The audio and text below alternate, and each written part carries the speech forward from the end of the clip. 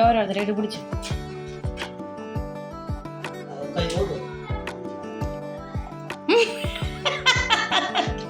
കൊത്തണ തിരി ഡേഞ്ചറാവേ.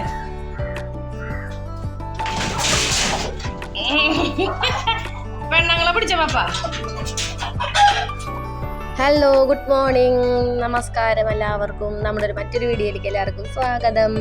എന്നിട്ട് കോഴീനെ പിടിച്ചിരിക്കണ്ട. ആദ്യം തന്നെ കോഴിയുടെയും കോഴിക്കൂടും ഒക്കെ ആണല്ലോ കാണിക്കണേ എന്ന് വിചാരിക്കണ്ട. രാവിലെ നേരെ വെളുത്ത് പല്ലേച്ച് ചായ കുടിച്ച് അപ്പം നിൽക്കണതാണ് കോഴികളെ പിടിക്കുന്നത്. ആകെ 5 കോഴികളാണ് ഉള്ളത്. 4 പെടയും ഒരു ചാത്തൻ കോഴി.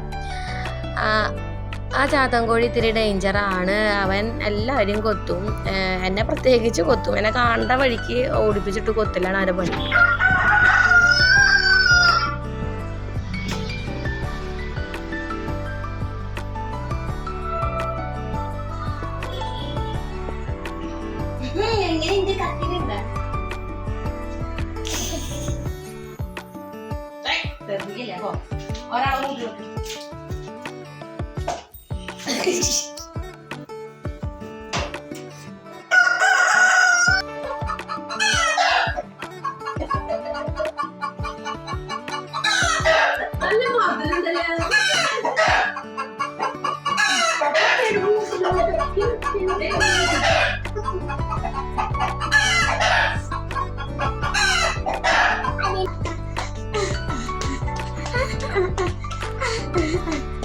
Chata സാമർത്ഥ്യ Vallabhan. Samata Vallabha. That's no piano.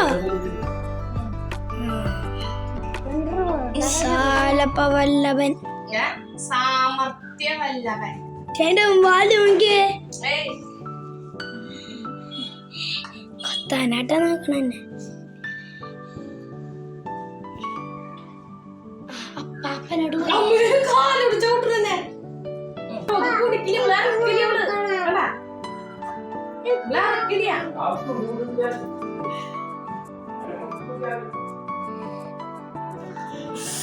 അയ്യോ, എന്തൊരു തടവല്ല എന്റെ പൊന്നേ. നല്ലതാണ് കൊണ്ടിട്ടാ. കുളി കഴിഞ്ഞ് വന്നപ്പോ വെള്ളത്തിനൊക്കെ നല്ല തണവാ.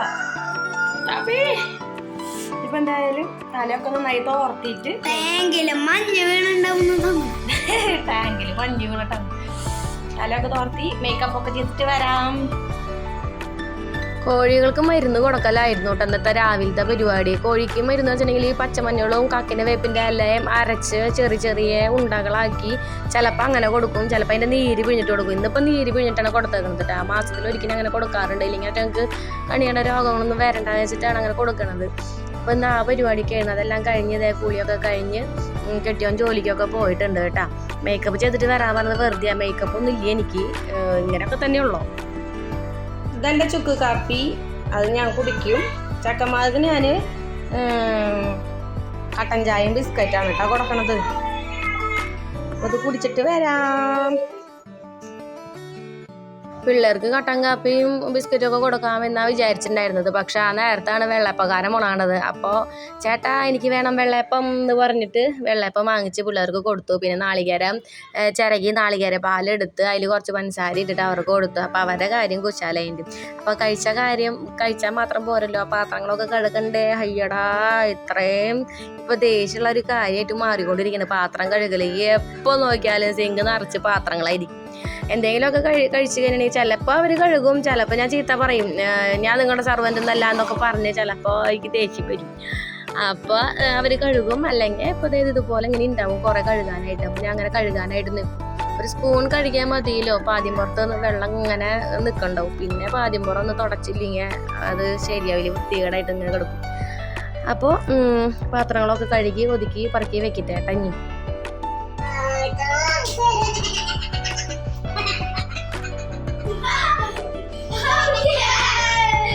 എൻ്റെ അമ്മ എന്താ കൊൽസുവിൻ്റെ ചിരി.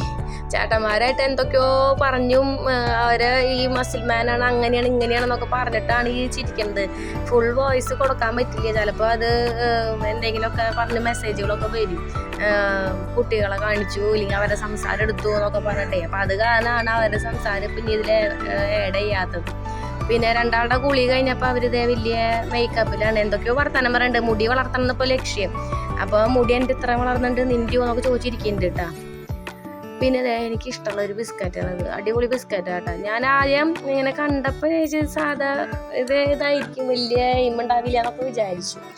പിന്നെ പണികളൊക്കെ കഴിഞ്ഞ് പിള്ളേരെ കുളിപ്പിക്കലെല്ലാം കഴിഞ്ഞപ്പോൾ എന്നാൽ പിന്നെ ബിസ്ക്കറ്റ് എടുക്കാൻ വിചാരിച്ചിട്ട് ഞാൻ ബിസ്ക്കറ്റ് എടുത്ത് നോക്കിയിട്ട് എൻ്റെ അമ്മ ഒരു രക്ഷയില്ലടാ, എനിക്ക് ഇഷ്ടമായി. കാണാനും നല്ല ഭംഗിയുണ്ടല്ലേ, ചുമപ്പും വെള്ളയും പിന്നെ ബ്രൗൺ കളറും ഒക്കെ വന്നു കഴിഞ്ഞപ്പോൾ കാണാനും നല്ല ഭംഗിയുണ്ട്. പിന്നെ ഞാൻ പിള്ളേർക്കൊക്കെ കൊടുത്തു. പിള്ളേർക്ക് കൊടുക്കൽ കുറവായി, ഇടയ്ക്കിടയ്ക്ക് നീരിച്ചയും കപകെട്ടൊക്കെ വരണ കാരണം ആയുർവേദത്തിൻ്റെ അല്ല ഹോമിയോയുടെ ഡോക്ടർ പറഞ്ഞിട്ടുണ്ടായിരുന്നു അത് കൊടുക്കണ്ടാണ്. അപ്പോൾ കൊടുക്കൽ കുറവാണ്, അപൂർവമായിട്ടൊക്കെ കൊടുക്കാറുള്ളൂ. അപ്പോൾ അവരത് കഴിക്കുന്ന നേരം കൊണ്ട് ഞാൻ വേഗം മീൻ വറക്കാനായിട്ട് വെച്ചു കേട്ടോ.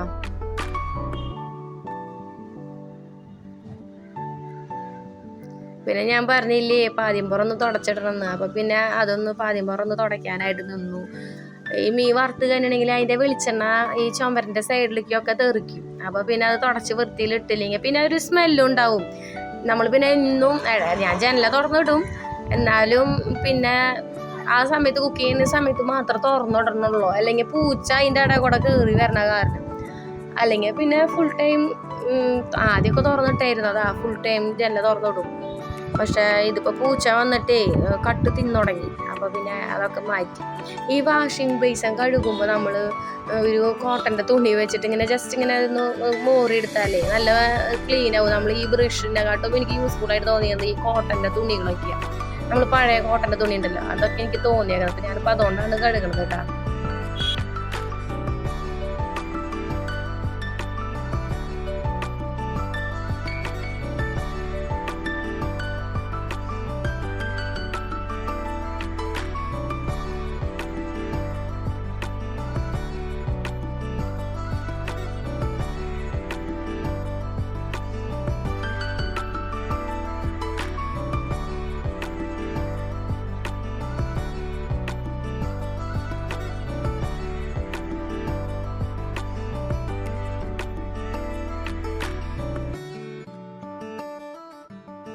അടുത്ത പരിപാടി അടിച്ചു വാരി തുടക്കലാണ്. അപ്പം അതിനാണ് ചവിട്ടി കൊണ്ടുപോയത്. ദേ കിടക്കണ ഫോൺ, ക്യാമറ ഒന്ന് ഓണാക്കി വെച്ച് പോയത്. അപ്പം ഏതാണ്ട് കള്ളു കുടിയൻ തോമ വീണു എന്ന് പറഞ്ഞ പോലെ ഫോണ് ദേ കിടക്കണു വലിയ പഞ്ചാലിൽ.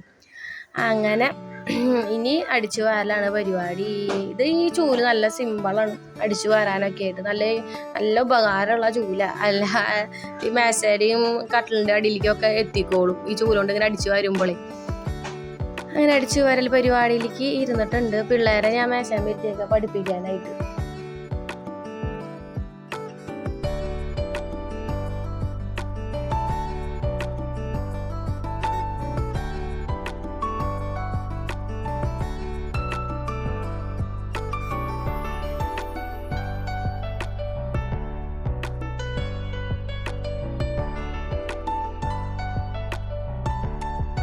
അങ്ങനെ എൻ്റെ അടിച്ചുവാരലും കഴിഞ്ഞു, തുടക്കലും കഴിഞ്ഞു. പിള്ളേരും ശാന്തമായി സമാധാനമായി അവിടെ ഇരുന്നിട്ട് വരയ്ക്കലും എഴുതലും പഠിക്കലും ഒക്കെ ആയിട്ട് ഇരിക്കുന്നുണ്ട്. അപ്പോൾ ഈ നേരത്ത് ഞാൻ സമാധാനമായിട്ട് പുറത്ത് ഇങ്ങനെ വന്നിരിക്കും 2 മിനിറ്റ്. കഥയും കണ്ട് ആലോചിച്ചിരിക്കുകയല്ല കേട്ടാ, അടുത്ത പണിക്കുള്ളത് ആലോചിക്കുകയാണ്. കാരണം ഞാൻ ട്യൂഷൻ എടുക്കുന്നുണ്ട് കുറച്ച് പിള്ളേരെ. അപ്പോൾ അവർക്ക് പഠിക്കാനുള്ള നോട്ടുകൾ അവർ ടെക്സ്റ്റ് പുസ്തകം വായിക്കും. എന്നിട്ട് നമുക്ക് മനസ്സിലാവണ രീതിയിൽ, കുട്ടികൾക്ക് മനസ്സിലാകണ രീതിയിൽ ഷോർട്ടാക്കിയിട്ട് അവരെ പഠിപ്പിക്കാനുള്ളതൊക്കെ എഴുതി വയ്ക്കും.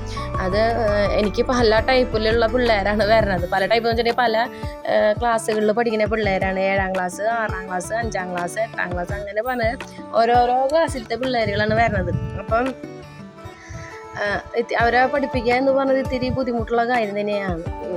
അവരുടെ തലയിലേക്ക് അരച്ച് കയറ്റി വിടണമല്ലോ. അങ്ങനെ അപ്പോൾ അതിങ്ങനെ കാര്യമായിട്ട് ഞാൻ ഇരുന്ന് ആലോചിച്ചിട്ട് വേണം ഇരുന്ന് എഴുതാനായിട്ട്.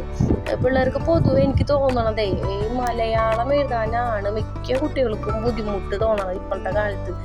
ഇപ്പം ഞാൻ ട്യൂഷൻ എടുത്തിട്ടിപ്പോൾ ഒരു 2-3 കൊല്ലമൊക്കെ ആയിട്ടുള്ളൂ. എങ്കിലും പിള്ളേർക്ക് എനിക്ക് തോന്നണതാണ് ഇത്തരം പിള്ളേർ 10-14 പിള്ളേർ എൻ്റെ അടുത്തേക്ക് വരുന്നുണ്ട്. അപ്പോൾ ഈ പിള്ളേർക്ക് എല്ലാവർക്കും മലയാളമാണ് ഇത്രയും ഒരു ടഫായിട്ട് എനിക്ക് തോന്നിയേക്കണം ഒരു സബ്ജക്റ്റ്. അവർക്ക് മലയാളം എഴുതാൻ പറഞ്ഞാൽ ഡിറ്റേഷൻ എടുക്കാമെന്നൊക്കെ പറഞ്ഞു തരികയാണെങ്കിൽ അവർക്ക് ആകെ മുഖമൊക്കെ പോകും പിള്ളേർക്ക്. നമ്മുടെ കാലത്തൊക്കെ മലയാളം നമുക്ക് വേണ്ടുള്ളൂ, ഇംഗ്ലീഷൊന്നും വലിയ താല്പര്യമില്ല, ഇംഗ്ലീഷും ഹിന്ദിയൊന്നും. പക്ഷേ അത് ഇപ്പോഴത്തെ കാലത്തല്ല പിള്ളേർക്കൊക്കെ ഇംഗ്ലീഷും ഹിന്ദിയൊക്കെയാണ്. പിന്നെ മാത്സിൽ പുലികളാണ് കേട്ടോ പിള്ളേർ, ഒന്നിന് വെച്ചാണ്, ഒരാളെടുത്ത് പറയേണ്ടതില്ല. മാത്സൊക്കെ നല്ല നല്ല പിള്ളേരാണ് മാത്സിനൊക്കെ ചെയ്യാനൊക്കെ ആയിട്ട്.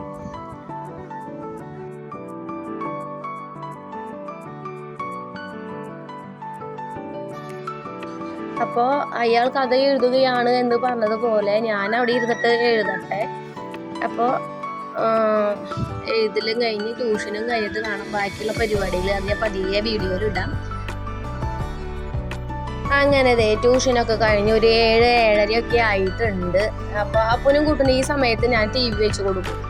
ഒരു ഭക്ഷണം കൊടുക്കാനായിട്ട് അവരെ താഴെ ഇരുത്തിയിട്ട് ഞാൻ മുകളിലേക്ക് കയറി വരും.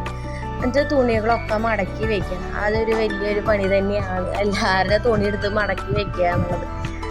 അപ്പോൾ അതൊക്കെ അവിടെ കുറേ ഇരുന്ന് മടക്കും, കുറേ നിന്ന് മടക്കും. ഈ പറഞ്ഞ പോലെയാണ് എൻ്റെ കഥകൾ.